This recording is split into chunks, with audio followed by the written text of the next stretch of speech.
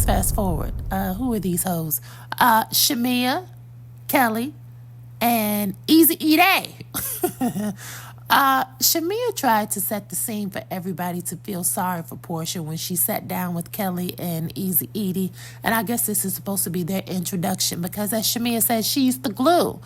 Shamia was trying to invoke sympathy for Porsha for, marrying somebody else's husband who she had no business. And I was so glad that Kelly said it because I was about ready to turn the channel.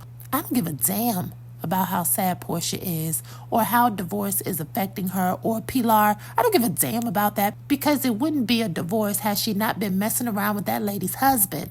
It wouldn't be a divorce. Plus, on Porsha's spinoff, The Hood Family Matters, Porsha's own grandmother told her to leave that man alone. She knew that Simon had multiple wives prior, multiple children. Why would she think that was a good idea? Everybody told her it was a bad idea. And now that she's gone forward with the bad idea, now all of us are supposed to feel sorry for Porsha? Again, Shamia, this is where I have the problem with you. Anytime it comes to Porsha, Shamia is always on the wrong side of right. And it's not attractive. Come on, girl. This is not pretty girl behavior. This is so ugly. It's nasty.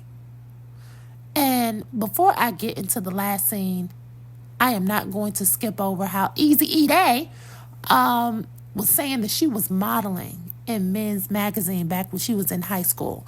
Now, listening to the way that Easy E-Day articulates herself and the words she has to say, I can tell she dropped out of school at 20 years of age. She did not finish, and that's just my estimate, allegedly. She speaks like the people had to put her out of school because she was about to age out. She cannot talk, and she has a third grade reading, writing, and comprehension skill set. The girl will not last long. I don't see her staying on The Housewives because, listen, even with that husband of hers, and I got a real good look at him at that birthday party of Shamia's, the man is dusty.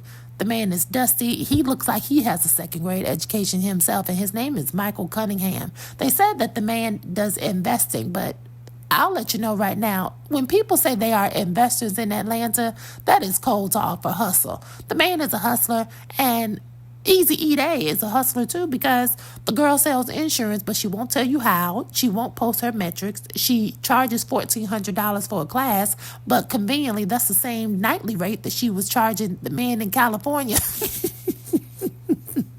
And Yo Gotti too, when he told her to Snapchat that pussy, and she did. But we'll talk about that later on once they finally show the scene at the hair spa, because the girl has some skeletons in her closet, and I've already talked about it here. The girl has some videotapes, and we're not going to call it revenge. If you are someone who has been on the scene in Atlanta, in Los Angeles, you've been traveling all around, and then you had this tax business, let you tell it, you had this jewelry line business. Notice she didn't mention any of that at the table with Shamia.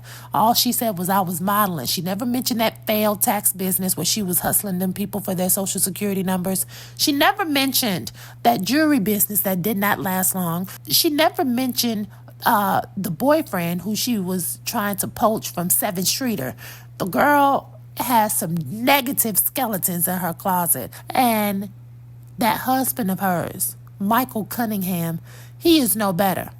And I cannot wait to drop the receipts on that, because that man, listen, when you go to his Instagram, it says that he is into investing, but he doesn't tell you what he's investing in. And of course that can be strategic, but I'm going to tell you right now, the men who typically say that they are investors as entrepreneurs in Atlanta, typically those are people who are hustlers. And when I say hustlers, I mean those are people who ask you to, if you send them $500, they'll send you $5,000 back. Okay, so we'll talk about that later on in the season, because I am certain that somebody has already pulled Michael's whole card, and I cannot wait. Now, this is season Sweet 16, and the last scene of the episode is Shamia's 42nd birthday party that she's throwing for herself. And it was great. The house is beautiful. The party was beautiful. It was so much melanin, so many beautiful chocolate people. I loved it. You can really tell that Shamia is a girl's girl, which is so baffling to me how she ended up being best friends with Porsha. It just makes no sense. And you can really tell how the dynamic between Shamia and Porsha is so off. It's not balanced. And that was evident because the first person who showed up to Shamia's birthday party was Kelly. And then Cynthia came, and then Drew, and then Kenya, and then, who was this girl? Easy E Day. So everybody showing up to Shamia's party when really you would think that the best friend would have been there first. Porsha is nowhere to be found, okay? Porsha didn't show up until Shamia was getting her Rolls Royce from her husband. And then here comes Porsha walking around the car at the same time all of the lights are on Shamia. That was so disrespectful. You're walking into a party where the gifts are being given. That's almost like walking in when they're singing happy birthday and bringing out the cake, and then you coming in and say, hey, everybody, sorry I'm late. Like, could your timing be any worse? And Porsha has been doing this for a while, filming this show. So you can't tell me this bitch didn't realize that she was busting up the scene and ruining the moment. It was so tacky. Now, in Porsha's confessional, she blamed it on traffic. Oh, if I leave my house at such and such time, and then by the time I got here, it was 2 hours later, it's due to traffic. Listen, I've lived in Atlanta. I understand traffic is terrible, so I'm not disputing that. But let's be clear. Porsha has been in that man's house far too long. You knew how the traffic was. This is not your first time leaving that house and running into traffic. That means, Porsha, you should have left that house 5 hours before. Because there's no way that you come showing up after they've already popped the champagne, brought out the cake, and sang happy birthday. Porsha, you're full of shit. Now, when Porsha finally did walk in and she met the new girls, they all sat down for a little conversation. And, of course, Shamia went back being messy and told Porsha, hey, Kelly wanted to know why you tried to steal that lady's husband. See, Shamia, you should have stayed your black ass out of that. That's number one. Number two, that entire combo was lackluster because Porsha did not want to acknowledge Kelly. She tried to pull the Nene card, okay? But then production rolled the footage and Porsha was talking about Kelly on Amazon Live the week before. The reason Porsha wanted to deflect is because Porsha cannot and will not answer the question as to why she backdoored Fallon for Simon. Even when you look back at that reality show, The Hood Family Matters, Porsha is never clear on why the hell she went with Simon other than for his money. Porsha has no answer as to why she married that man after being in Fallon's house and swimming in her swimming pool. Porsha is full of shit. And I can't count how many times I've said that. It's not attractive. And if it was not for Kelly, she almost would have gotten away with it. Because Shamia was not going to hold her accountable.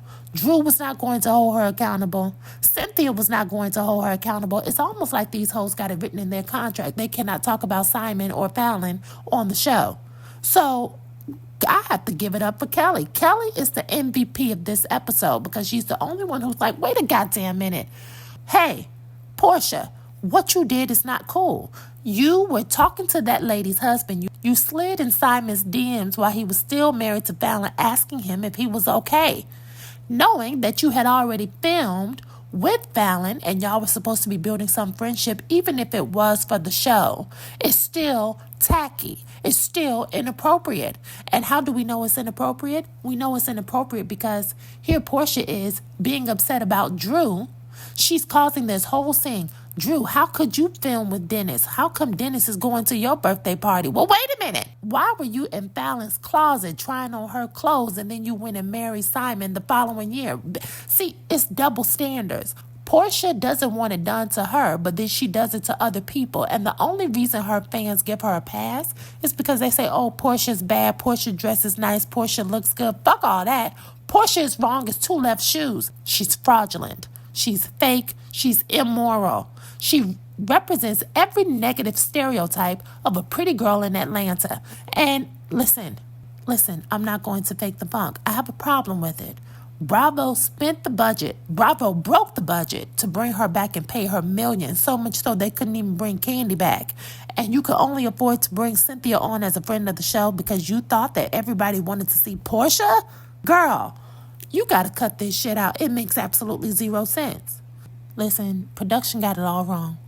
And I cannot guarantee that after Kenya's last episode that I will continue watching and reviewing. But Kelly is the MVP. Kenya was the most trending last night. And if anybody from Bravo is watching, y'all need to get Kenya in a confessional today. Y'all need to get Kenya in a confessional so that she can narrate her story just like every other girl has had the opportunity to do. This was a bad move on production. Already, it's not looking good.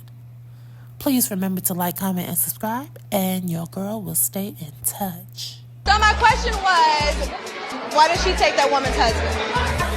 You still didn't answer the question, though. I don't want to talk to you anymore.